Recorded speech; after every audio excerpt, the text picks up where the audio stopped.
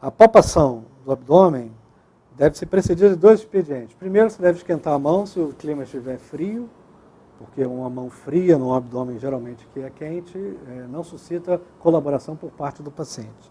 E segundo, se o estetoscópio tiver algum aro de metal, deve-se esquentar também, friccionando. No caso aqui tem uma rodela de borracha, não tem esse problema, mas você deve esquentar o estetoscópio. Deve-se sempre perguntar ao paciente se tem alguma região que sinta dor. Essa será a última região a ser examinada. Você sente alguma dor? Não, ele não sente dor. Deve-se ter um protocolo de palpação que deve ser padronizado. Então, deve-se iniciar na fossa ilíaca direita e fazer uma grega, uma espécie de caracol. Né? Então, você começa a palpação superficial na região da fossa ilíaca, flanco, hipocôndrio, região epigástrica, hipocôndrio, flanco, fossa ilíaca esquerda. Essa palpação, e acabando na região umbilical, essa palpação é apenas para sentir a tensão da parede. Posteriormente, você vai fazer a palpação profunda. Ela pode ser com uma ou com 2 mãos.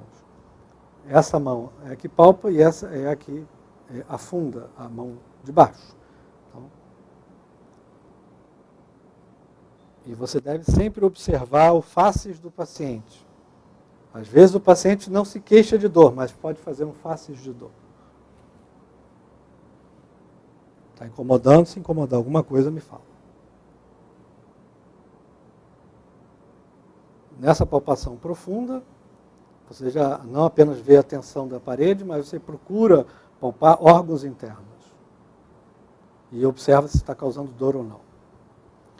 Depois da palpação superficial e profunda, você vai palpar especificamente algumas regiões. Por exemplo, na fossa ilíaca, você vai tentar palpar o cólon sigmoide. O cólon sigmoide é palpável normalmente 85% das pessoas. E é uma formação cilíndrica e por vezes você surpreende essa formação cheia de fezes. Ela pode ser sede de dor se o paciente, por exemplo, tiver divertículos. Na fossa ilíaca e flanco direitos, você pode palpar, às vezes, o seco. Também outra formação cilíndrica. Normalmente, na linha média, você não consegue palpar nenhuma outra estrutura.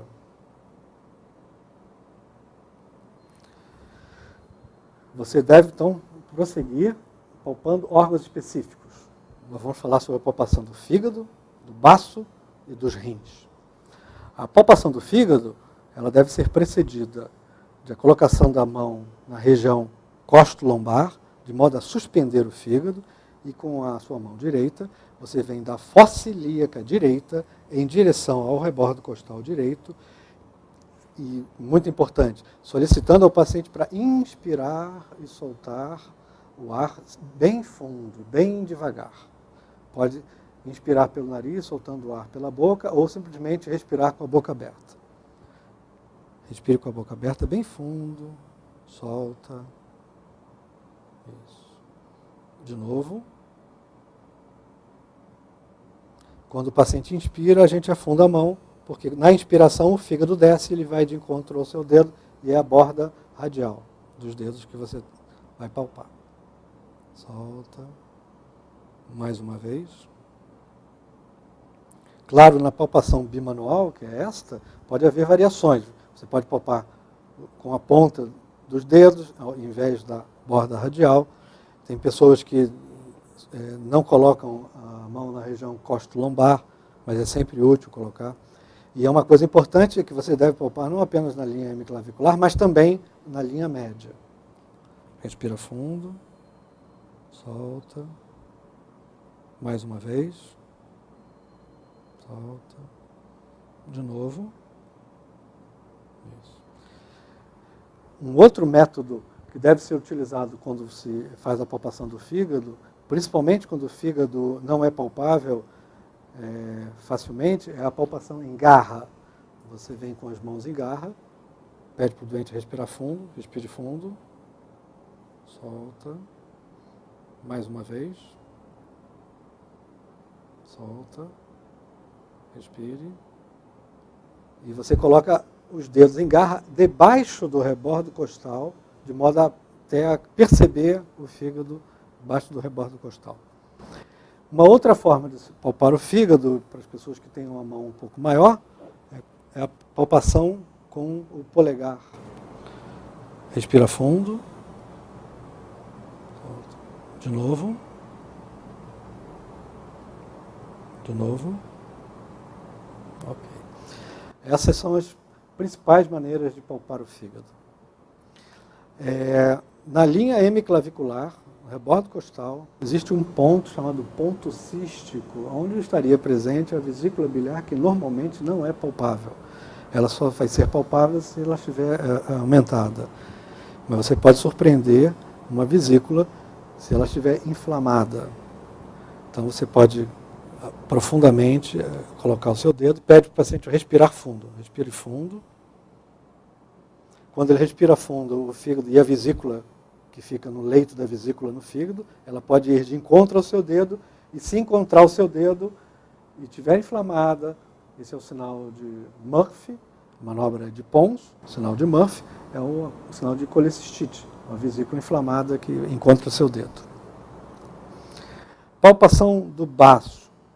O baço, ele é palpável em apenas 2% das pessoas normais. Então, normalmente, 98% das vezes, ele não é palpável. Ele pode ser palpável se estiver pelo menos 2 vezes aumentado de volume.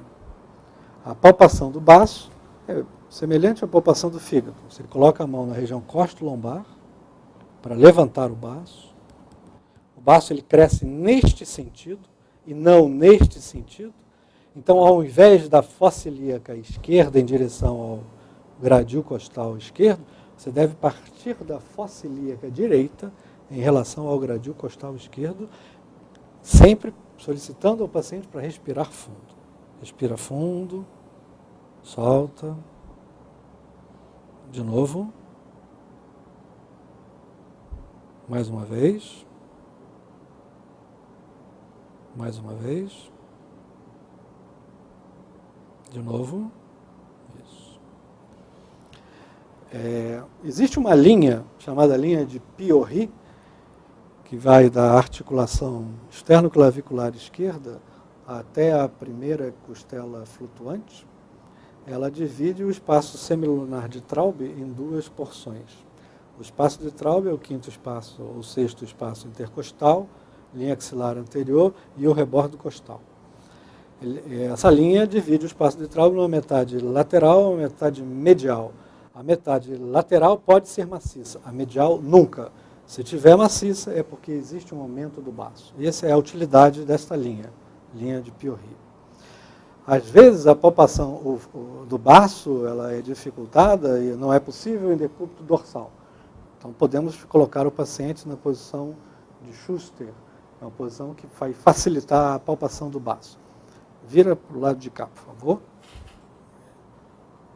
Vira só mais um pouquinho aqui. Isso, aqui fica em menos. Então, essa é a posição de Schuster. A perna de cima fica dobrada, a perna de baixo está esticada, a cintura pélvica fica em perfeito decúbito lateral, a cintura escapular em semidecúbito e com a mão na nuca. A região costo-lombar, de modo a espremer o hipocôndrio, e você vai, respire fundo, tentar palpar o baço. Com isso, o baço cai mais facilmente na sua mão. Isso facilita a palpação. Existe uma variante da posição, que é a posição de Schuster-Rocco. Com isso, você diminui a contratura dessa musculatura da parede lateral do tórax e do abdômen. Você também pode palpar o baço fazendo a palpação em garra. Palpação em garra, assim como a palpação do fígado, você coloca as suas mãos em garra, o doente respira fundo, solta, novamente, respire, solta, isso. Pode virar de barriga para cima.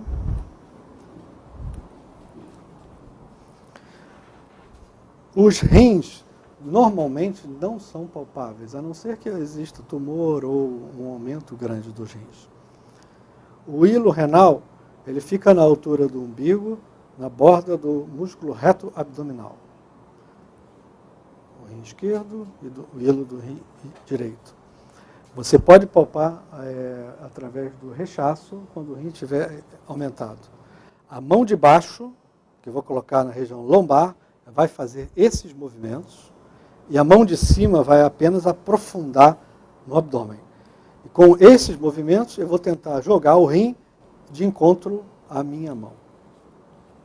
Normalmente, o rim não é palpável.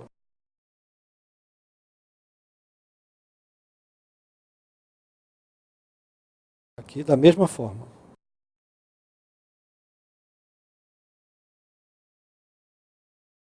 Outra forma de palpar o rim, você coloca o paciente com o joelho na cadeira, de modo a relaxar a musculatura.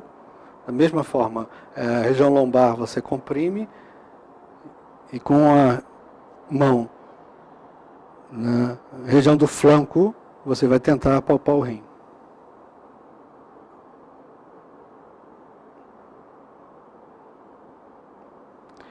O rim pode apresentar um pequeno movimento respiratório, muito pequeno, porque o rim também ele pode ter um certo movimento com a respiração. Às vezes você pode apresentar até um rim muito pitótico e que tem exatamente um movimento maior durante a inspiração.